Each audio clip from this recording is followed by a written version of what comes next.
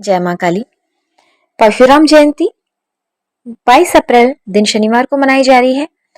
तो अक्षय तृतीया एवं परशुराम जयंती वैशाख माह की शुक्ल पक्ष की तृतीया को मनाई जाती है। इसे परशुराम द्वादशी भी कहा जाता है। तो अक्षय तृतीया के दिन ही मनाई जाती है। ऐसा माना जाता है कि इस दिन किए गए पुण्य का प्रभाव कभी खत्म नहीं होता है और अक्षय तृतीया से ही त्रेता युग का आरंभ भी माना जाता है। तो इस दिन विशेष महत्व है। इस दिन पूजन अर्चन का, दान का विशेष महत्व है। तो वैसे तो भगवान परशुराम जी की बहुत सारी कथाएं आती हैं।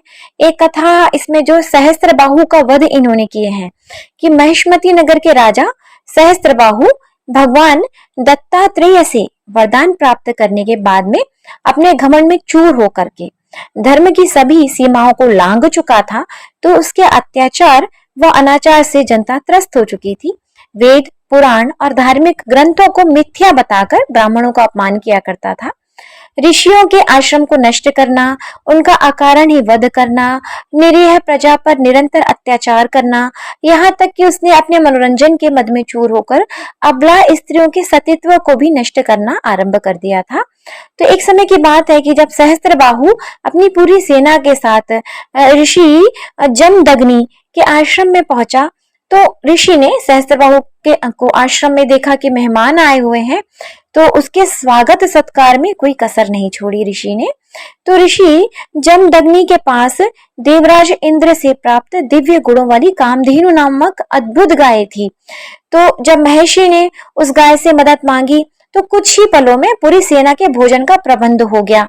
कामधेनु के ऐसे विलक्षण गुणों को देखकर सहस्त्रबाहु ने ऋषिवर से अपने राजसी सुख जो उसके लिए प्राप्त, अब जब देख रहे हैं, जब सहस्त्रबाहु देख रहे हैं कि उसको राजसी सुख कम लगने लगा कामधेनु के आगे, तो उसने ऋषि से कामधेनु गाय को मांग लिया। किंतु जमदग्नि जी ने कामधेनु को आश्रम के प्रबंधन और जीवन के भरण पोषण का एकमात्र जरिया बताकर कामधेनु को देने से इनकार कर दिया। आश्रम में उस दुष्ट अधर्मी सहस्त्रबाहु ने महामाई माता रेणुका पर भी कुदृष्टि डाली और महामाई माता रेणुका व कामधेनु को बलपूर्वक वो ले जाना चाहा। महामाई माता रेणुका जी के सामने उस दुष्ट अधर्मी सहस्त्रबाहु की कोई भी शक्ति काम नहीं आ सकी, क्योंकि माता स्वयं अतुलित बलशाली थी। तब सहस्त्रबाहु ने क्रोधित होकर ऋषि जमदग्नि के आश्रम को उजाड़ दिया और गौ माता कामधेनु का हरण करके वो ले गया। तो जब श्री हरि परशुराम जी अपने आश्रम पहुंचे तब उनकी माता रेणुका ने उन्हें सारी बातें विस्तार पूर्वक बताई। भगवान परशुराम जी माता पिता के अपमान को और आश्रम को तहस नहस होते देख करके उस जो दुष्ट अधर्मी सहस्त्रबाहु है उसकी सेना का उन्होंने नाश करने का संकल्प लिया भगवान परशुराम जी ने।